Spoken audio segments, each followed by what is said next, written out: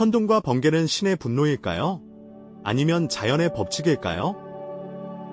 9세기 바그다드에서 한 학자가 이 질문에 과학으로 답하려 했습니다.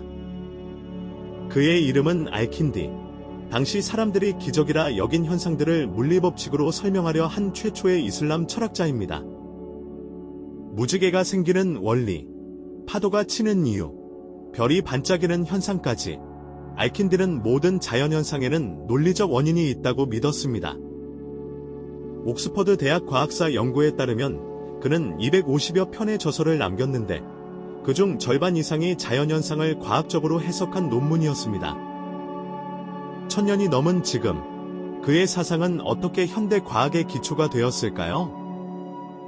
이 영상에서는 알킨디가 어떻게 신화와 미신으로 가득했던 시대에 자연과학의 씨앗을 뿌렸는지, 그리고 그의 발견이 오늘날 우리 삶에 어떤 영향을 미치는지 살펴보겠습니다. 알킨디의 핵심 사상은 간단합니다. 모든 자연현상에는 원인이 있고 그 원인은 관찰과 논리로 찾을 수 있다는 것입니다. 당시 사람들은 천둥을 하늘에 놓여옴으로 질병을 악령의 저주로 여겼습니다.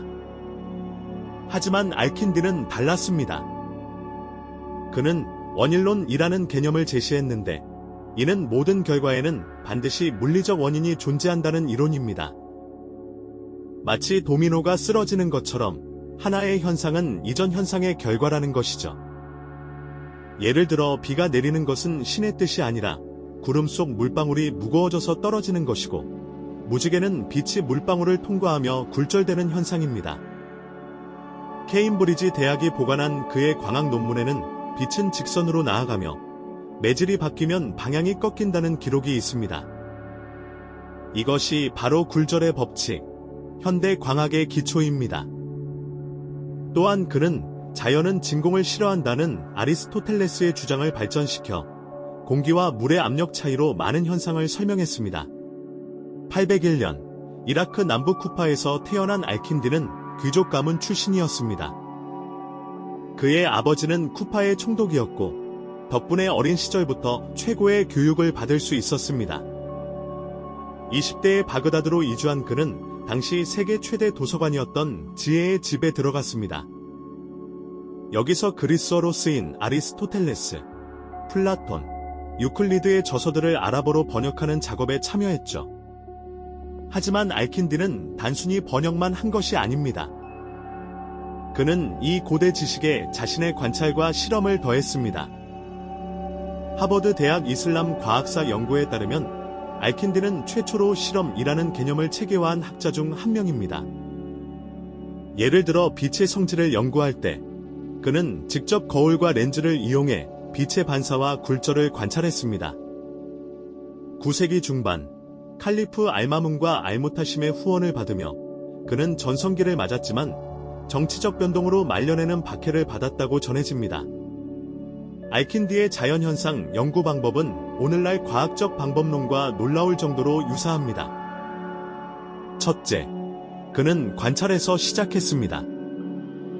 예를 들어 무지개를 연구할 때 언제, 어디서, 어떤 조건에서 무지개가 나타나는지 기록했습니다. 비가 온 직후, 태양이 뒤에 있을 때, 물방울이 공중에 떠 있을 때라는 조건을 찾아낸 것이죠. 둘째, 그는 가설을 세웠습니다.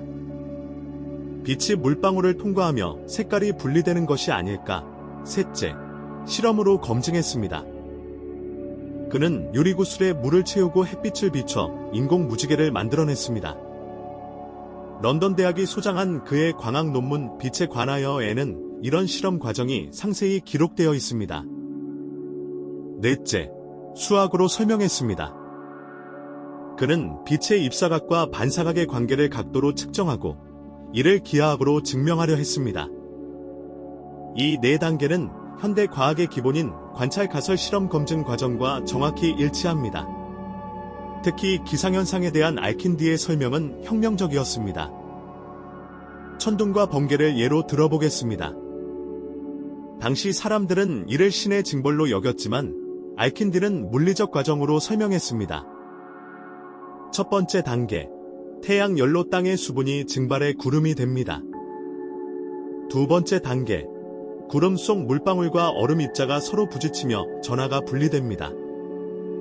세 번째 단계, 양전하와 음전하가 쌓여 전기적 불균형이 생깁니다. 네 번째 단계, 이 불균형이 임계점에 도달하면 방전이 일어나는데 이것이 번개입니다.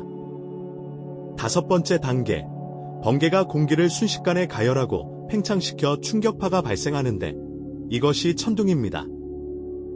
MIT 과학사 교수 짐 알칼릴리에 따르면 알킨디의 이런 설명은 18세기 벤저민 프랭클린의 전기 연구보다 무려 900년 앞선 것입니다. 그는 또한 비, 우박, 눈의 차이를 온도로 설명했고 조석 현상을 달의 인력으로 해석하려 시도했습니다. 알킨디의 광학 연구는 실생활에 직접 응용되었습니다.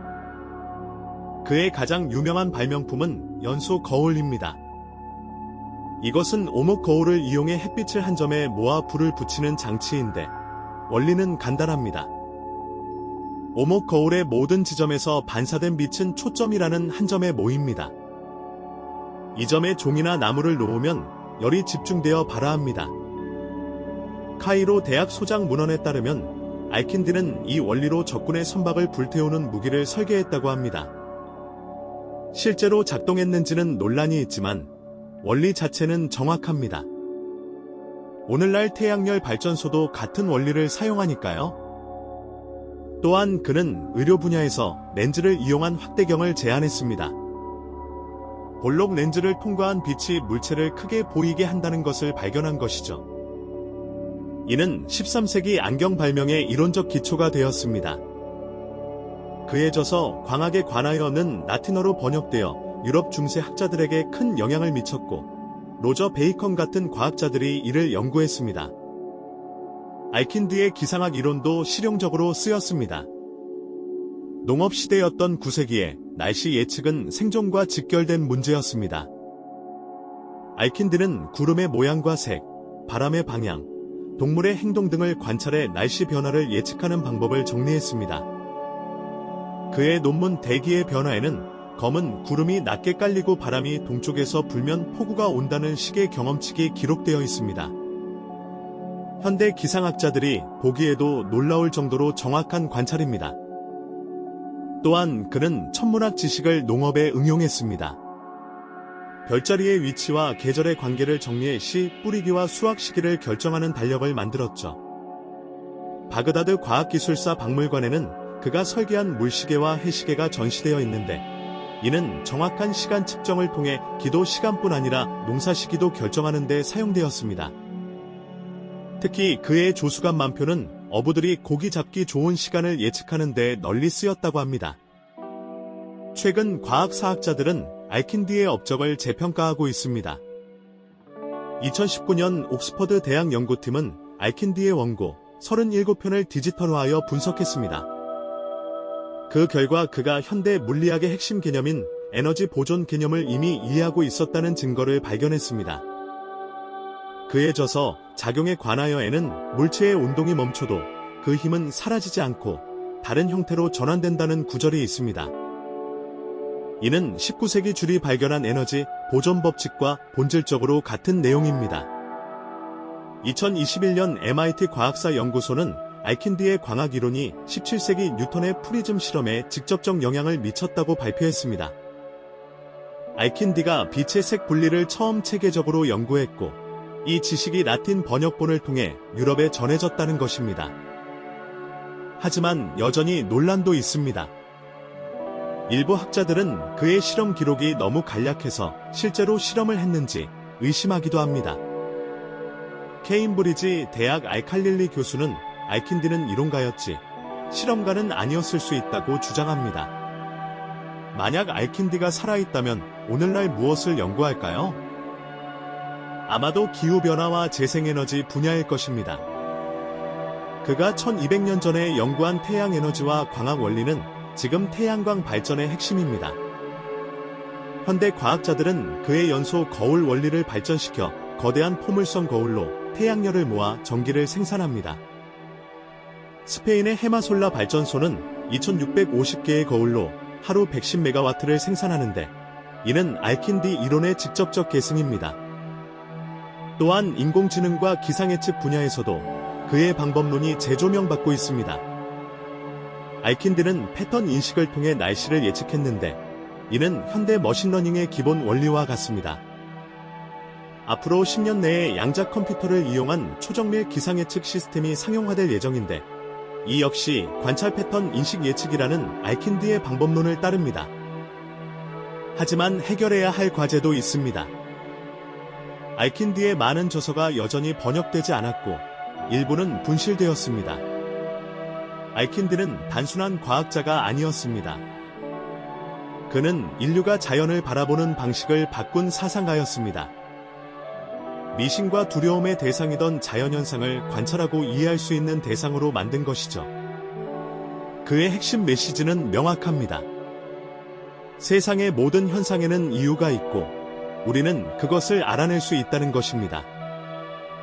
무지개를 볼 때, 천둥을 들을 때, 별이 반짝일 때 우리는 이제 두려워하지 않고 그 원리를 이해합니다. 이 모든 것이 1200년 전 한 학자가 왜? 라고 물었기 때문에 가능했습니다. 다음에 비 온 뒤 하늘을 올려다보면 무지개 너머에 숨은 광학 법칙을 떠올려 보세요. 그리고 지금 여러분 눈앞에 평범해 보이는 현상들도 사실은 놀라운 과학 원리의 결과라는 것을 기억하세요. 알킨디가 그랬듯이 호기심을 가지고 질문하세요. 그것이 바로 과학의 시작입니다. 더 많은 과학 이야기가 궁금하다면 구독과 좋아요 부탁드립니다.